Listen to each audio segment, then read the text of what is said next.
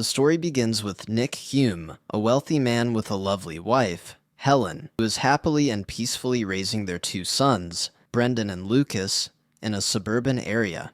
They have record tapes from Nick and Helen's early marriage to raising their teenage boys. Brendan, the older son, is a good hockey player who has won trophies, while Lucas falls behind and plays football. But despite their differences, they love each other. Don't call him an idiot. Lucas, you have a loyal and loving brother. One night, after witnessing Brendan's fantastic performance, Nick drives his son home. On the way, Brendan convinces Nick to enroll him in a college in Canada, since most of his friends plan to go there. While they bond in the car, they notice a gang crew drive by. So Nick dims his car lights so he doesn't attract trouble.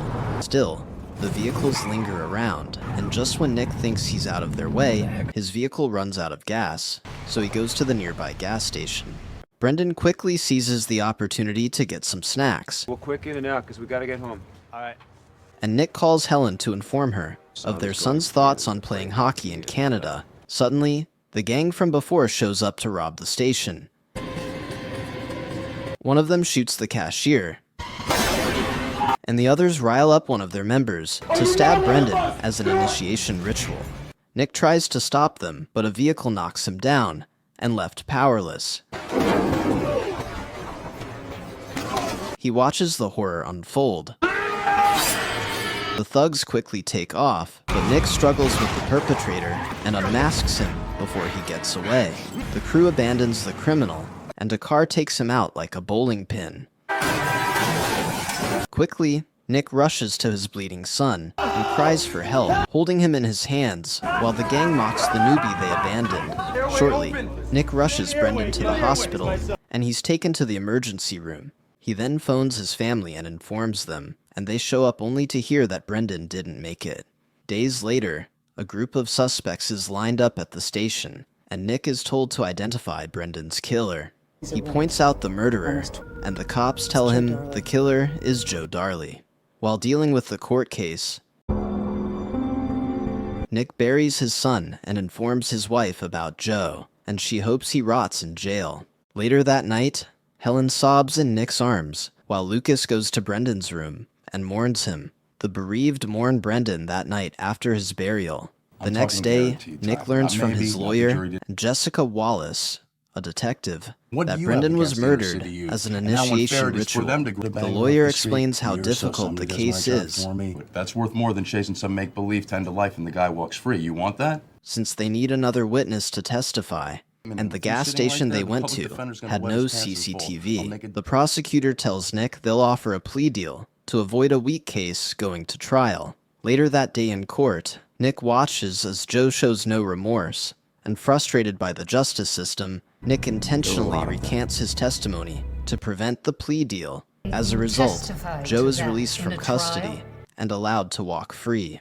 I'm dismissing this case. As Joe walks out of the station, his elder brother Billy and the rest of the gang pull up to celebrate with him.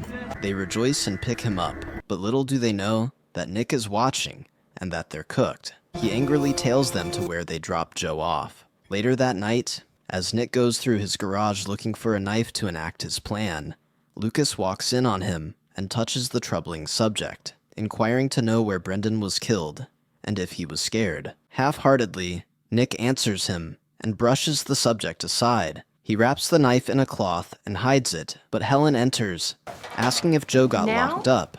Nick tells her that the court let Joe go, and when she starts asking him why, he doesn't get into details. He then vents to her that he cannot do anything about it. He apologizes and hurries off into the dark. Later, he arrives at Joe's residence and sees the killer taking out the trash bags. Nervously, Nick leaves his vehicle and walks into the vicinity. But a lady sees him, so he dilly-dallies his way into an alley, where Joe currently smokes a cigarette and dumps the bins. As soon as Joe turns around, he wets his pants upon seeing Nick, but then calms down and wonders if Nick followed him. Way past his redeeming point, Nick pounces on him, and as the two of them struggle, Nick uses the knife on Joe, killing him in the process. Shocked by the realization of what he has done, he takes out the knife and drives off. On the way, he gets rid of the evidence. He then returns home and sees Helen and Lucas packing up Brendan's stuff and the recordings. They see him beat up, and Helen worriedly checks him out, so he lies to her that he fell and also cut his hand. It's okay, I cut my hands. Minutes later, while taking a shower, Nick breaks down crying and apologizes to Helen, and she rushes to console him. I'm so sorry. The next day, Billy goes to his dad's place to hand him some money from his gang's recent expedition. But the old man gets mad at him for delivering little cash.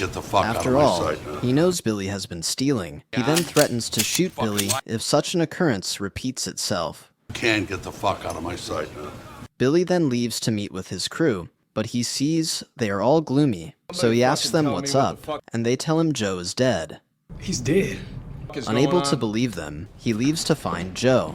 Nick, on the other hand, appears to be doing fine at work after enacting his vengeance on his son's killer. On getting the news about Joe's death, Jessica shows up at Nick's office and informs him. The guy we thought killed your son, somebody killed him. And judging by his reaction and the injury on his hands, he suspects he knows something. At Billy's crew's base, they mourn Joe's death, but Billy finds it very hard to let it slide, since Joe is his blood brother. At first, he takes out his frustration on them. Why don't you show a little fucking respect at least?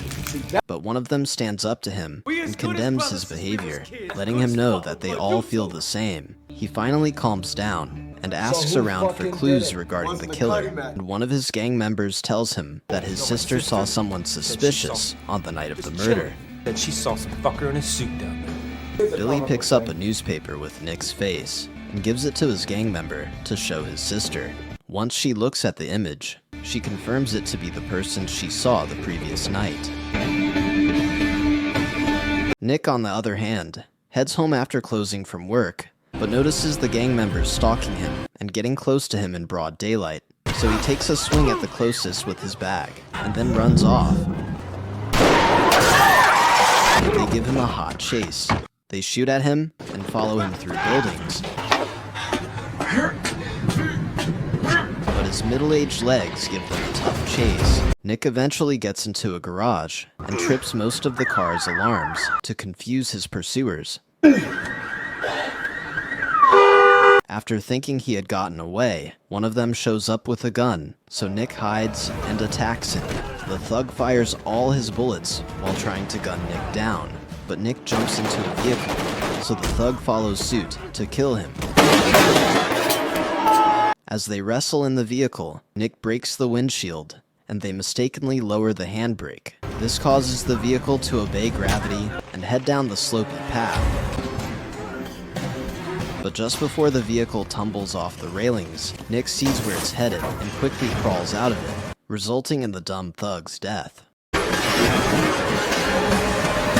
Upon hearing the commotion and seeing their member's death, the other gang members head upstairs to kill Nick, but he quickly escapes in his car and zooms out of their sight. After getting away from them, he calls Helen to ask if she's okay, but she informs him that Lucas hasn't returned home. Look, I gotta call you back. I think I know where he is. Worried, Nick drives around looking for his son. He goes to the gas station where the murder incident happened and sees Lucas there, so he orders him to get into the vehicle. But Lucas breaks down, feeling frustrated that his father preferred Brendan. Look, get in that goddamn car right now! Right now! Nick, who has had a hell of a day and doesn't want to be spotted by the gang members, yells at Lucas as strictly and as loud as possible to get into the vehicle. He then drives them home. Later that day, Billy gets his hands on Nick's wallet, which must have slipped during the pursuit. He examines it and learns of Nick's address and his family. The following day, he sends one of his members to deliver a package to Nick. The gang member walks into the company, defying the security and mildly causing a commotion before handing Nick the package. As the guards grab him to kick him out, he threatens Nick that he'll meet his maker. You'll get your race all over when you finally meet your maker. After the commotion dies down, Nick opens up the package and sees his photo of his family crossed with a pin. He then sees a phone number, so he dials it, and Billy picks up, telling Nick that he gets to decide who lives and who dies. Angry, Nick threatens to kill anyone who comes at his family, like he did to Joe. Billy then corrects him that Joe was his brother, and he'll be coming for his family. And I will cut out your goddamn guts like I did your fucking friend. Do you hear me? You just bought them a death sentence, motherfucker. He hangs up the call, and Nick starts hyperventilating. He hurriedly fumbles for Jessica's contact and calls his wife to confirm if she's home. He runs out of the office and tells Helen to stay at home. Why? What's wrong? On his way home, he calls Jessica and informs her that Billy Darley is after his family. Immediately as Nick gets home, he locks the windows and the doors, ignoring Helen's questions. And he waits for the detective to show up. Once Jessica does, she asks him how he got Billy pissed, but he refuses to open up. Left with nothing to work with, Jessica leaves him, but he runs after her and asks her to help him protect his family, and he doesn't care what happens to him. She then tells him to do as she instructs. I just need them to be safe. Tell me how to stop this. That night, Helen speaks to Nick, scolding him for trying to balance the equation, but he blames himself for Brendan's death. She disagrees with him, calling him a good father, and he hugs her before she goes to bed. And nothing that's happened changes that. Later that night, while keeping watch, Nick realizes that Billy's gang has killed the cop patrolling their house. Before he can arm himself, they break into his house and attack him and his family with their guns.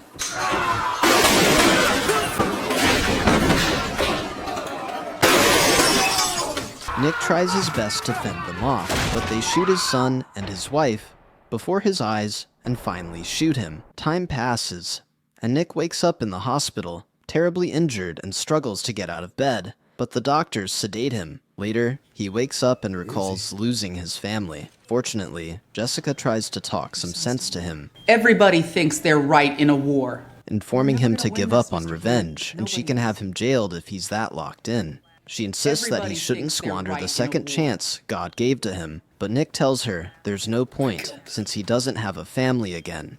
She then breaks it to him I killed them. I killed my family. that his son is barely alive.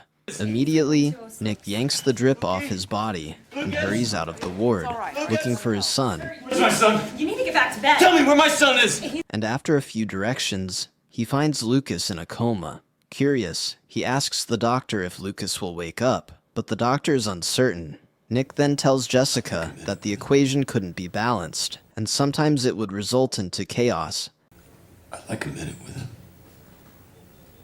With that, he asks for privacy, and he kneels by his son's bed, pleading for him to respond. He starts by narrating how he thought Lucas would be like Brendan when they first had him, but he turned out to be more like Helen. I love your brother. I love your mother. I love our family. He then tells Lucas that he loves him, Helen, and Brendan, and he's sorry for not being able to protect them. He kisses Lucas's head, and then makes up his mind to focus on revenge, after waiting for a while for Nick to come out.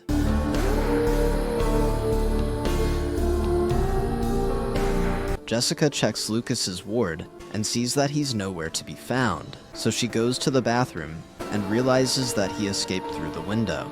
Still in the room, she notices Lucas moving his fingers, as if he's about to get out of a coma, so she calls the attention of the doctor. Nick, on the other hand, heads home in the rain and tries to cover his wounds.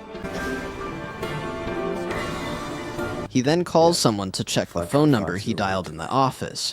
Next, he heads out to withdraw a lot of cash, and then his informant tells him that the line he called is from a bar. Minutes later, Nick goes to the bar and asks for Billy Darley or his friend's location, but the bartender and the assistant refuse to give him any details. I'm looking for Billy Darley or any of his friends. Believing that he cannot speak Spanish, Nick then offers them money, but they remain adamant. But after speaking Spanish and threatening them, Back it up! they offer up one of Billy's boys' locations. Before leaving, he asks them where he can buy guns, and they point him to Billy's father. Bones Darley's workplace. Nick goes there right after, I came from the Four Roses. and Bones cautiously asks who he is. But after revealing his bag of cash, the geezer shows him a collection of Glocks at his disposal. Amongst them, Nick picks a shotgun and one of the others. Bones then charges him $3,000, but Nick pays him $5,000. Bones then gives him extra accessories You think about asking me where Billy is. and a bag to keep the gun out of sight. But as Nick walks out of the office, Bones clicks a gun at him, asking him if he's the one after his son. Nick confirms it, and Bones lets him walk away under the condition that he doesn't ask him for Billy's whereabouts. Later at the garage, Nick reads the gun manual and loads them with bullets. He then takes off the bandage on his head, revealing the scar from the bullet wound, so he shaves the hair on his head and practices how to reload his guns very fast. After getting the hang of it, he takes Brendan's jacket and prepares for the showdown. That night, Nick storms into Billy's henchman's apartment,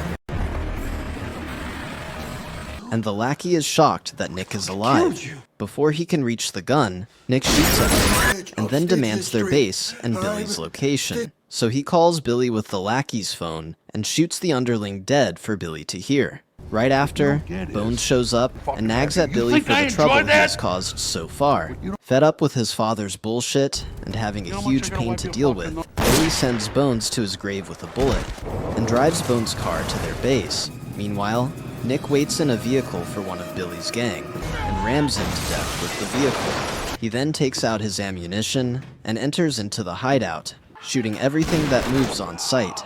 With one fire from his shotgun, Nick separates body parts and lives from the bodies of his victims. He then hunts them one by one and eliminates all the men across his path. Billy finally arrives like a bad boss and sees his men laid sprawled on the floor like rag dolls. Still, he proceeds without caution, looking for his nemesis.